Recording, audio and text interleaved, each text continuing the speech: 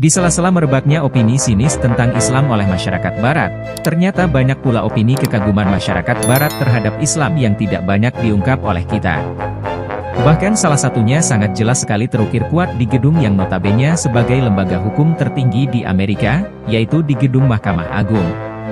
Tak hanya di gedung Mahkamah Agung saja, sosok Nabi Muhammad juga diabadikan sebagai salah satu tokoh penting dalam sejarah hukum dunia. Sekitar tahun 1950, sempat pula sosok Nabi Muhammad diabadikan di antara 9 patung-patung dari para tokoh penting dalam sejarah hukum dunia di Pengadilan The Courthouse of the Appellate Division, First Department of the New York State Supreme Court, yaitu di Pengadilan Banding Manhattan, New York, Amerika Serikat. Pertanyaannya adalah, bagaimana bisa sosok patung Nabi Muhammad muncul di gedung-gedung hukum di Amerika Serikat?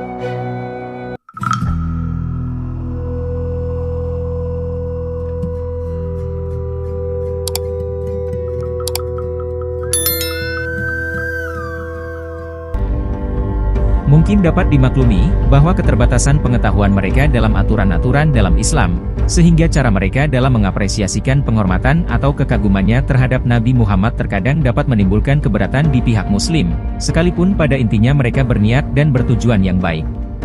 Pengabadian sosok Nabi Muhammad sering menjadi perbincangan hangat di kalangan masyarakat Amerika. Mulai dari kontroversi mengapa sang pemahat mengabadikan sosok Nabi Muhammad di gedung yang jelas-jelas sebagai badan hukum tertinggi di Amerika Serikat, hingga menuai protes dari kalangan umat Muslim di seluruh Amerika Serikat.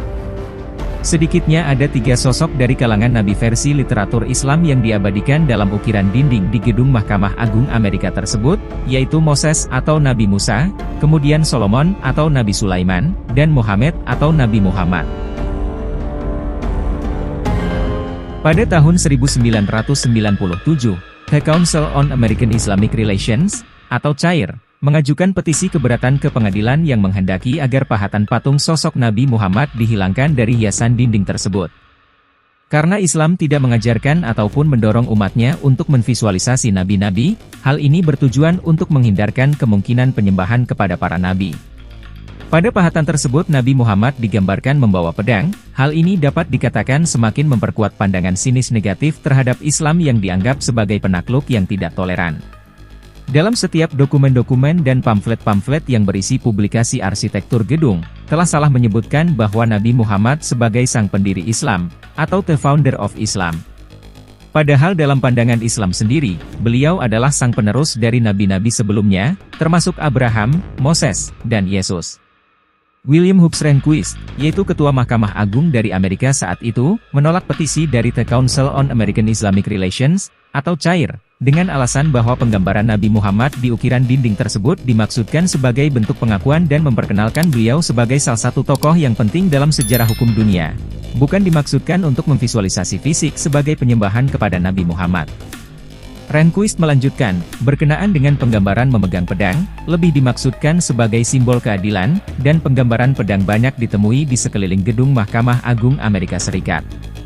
Memang, bila diamati dalam serentetan sosok-sosok pada ukiran tersebut, akan ditemukan pula sosok-sosok yang digambarkan dengan pedang, seperti sosok di sebelah kiri dari Nabi Muhammad terdapat Charlemagne, atau Charles I the Great, yaitu seorang raja Jerman, serta kaisar dari Romawi. Selain itu, salah satu simbol keadilan yang paling umum digunakan di Amerika Serikat salah satunya adalah Lady of Justice, yang digambarkan membawa pedang di tangan kirinya, dan sebuah timbangan di tangan kanannya, dan terkadang dengan mata tertutup. Lady of Justice, terambil dari sosok Justitia, atau Dewi Keadilan dari bangsa Romawi, dan Daik di kalangan bangsa Yunani. Oleh karena adanya penolakan petisi dari The Council on American Islamic Relations oleh Ketua Mahkamah Agung tersebut, maka simbolis Nabi Muhammad masih dapat kita lihat hingga sekarang ini di gedung mahkamah tersebut. Namun, Rehnquist menjanjikan suatu perubahan dalam pendeskripsiannya, di mana Nabi Muhammad akan disebutkan sebagai nabi dari agama Islam, atau Prophet of Islam, bukan sebagai pendiri agama Islam, atau Founder of Islam.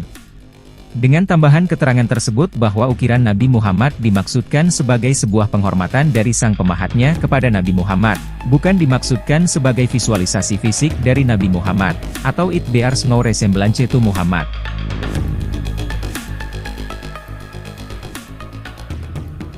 Gedung Supreme Court Amerika Serikat dibangun dengan arsitektur bergaya Corinthian, hasil desain dari Chas Gilbert, pada tahun 1867 hingga 1934. Gilbert mempercayakan sepenuhnya kepada Adolf Alexander Weinmann untuk ukiran dinding di ruang sidangnya. Saat Weinmann mengutarakan idenya untuk membuat pahatan para tokoh hukum dunia, Gilbert menyerahkan sepenuhnya kepada Weinmann untuk menentukan siapa saja yang pantas merefleksikan fungsi dari Mahkamah Agung Amerika Serikat, hingga pantas untuk diabadikan dalam pahatan tersebut. Sehingga dipilihnya Nabi Muhammad untuk masuk dalam daftar Weinmann, dan dapat dikatakan sebagai refleksi sebagai pengakuan maupun penghormatan Weinmann terhadap kredibilitas dan jasa besar dari Nabi Muhammad terhadap perkembangan sejarah hukum dunia.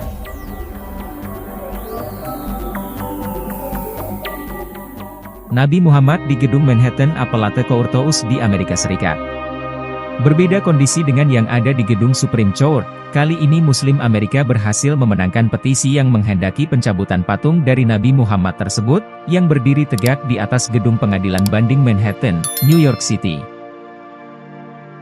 Tentang sosok Nabi Muhammad di Gedung Pengadilan Banding Manhattan, Amerika Serikat, yang dijadikan salah satu simbol keadilan hukum, dan sosok manusia yang mempunyai pengaruh yang sangat besar terhadap keadilan bagi seluruh umat manusia. Mungkin merasa ada sesuatu yang memang seharusnya sosok Nabi Muhammad tidak disimbolkan secara fisik. Patung Nabi Muhammad berdiri di antara sekitar 9 patung lainnya di atas Gedung Pengadilan Banding Manhattan.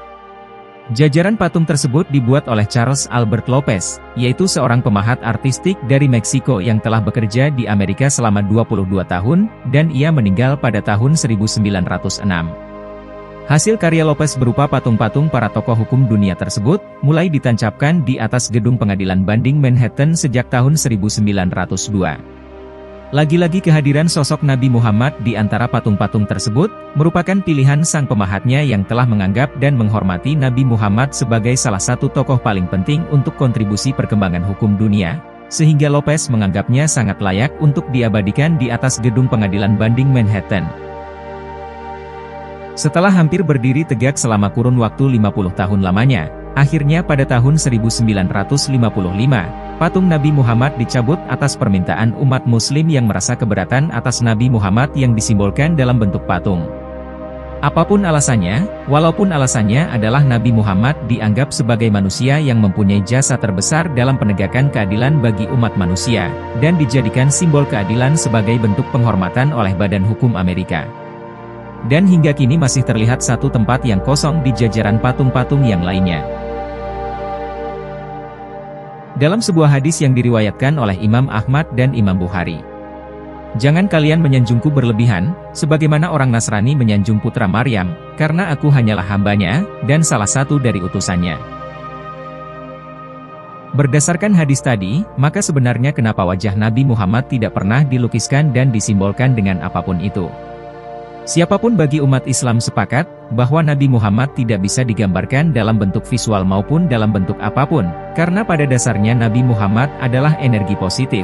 Energi itu hidup berada di dalam hati dan pikiran orang-orang yang merindukan berjumpa dengan Nabi Muhammad.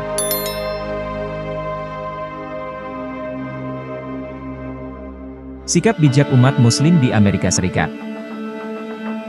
Fenomena simbolisasi Nabi Muhammad di gedung-gedung hukum Amerika Serikat sangatlah berbeda kasusnya dengan kasus pelecehan kartun dari Nabi Muhammad. Karena pada dasarnya simbolisasi Nabi pada gedung-gedung tersebut adalah ekspresi masyarakat hukum Amerika Serikat yang menghormati dan mengakui bahwa Nabi Muhammad sebagai salah satu tokoh penting yang telah memberikan kontribusi besar terhadap perkembangan sejarah hukum dunia. Sekalipun dari segi aturan Islam, visualisasi fisik itu tidak dibenarkan, namun hal itu bukan berarti Islam pun membenarkan untuk mengubahnya dengan jalan dengan tindak kekerasan.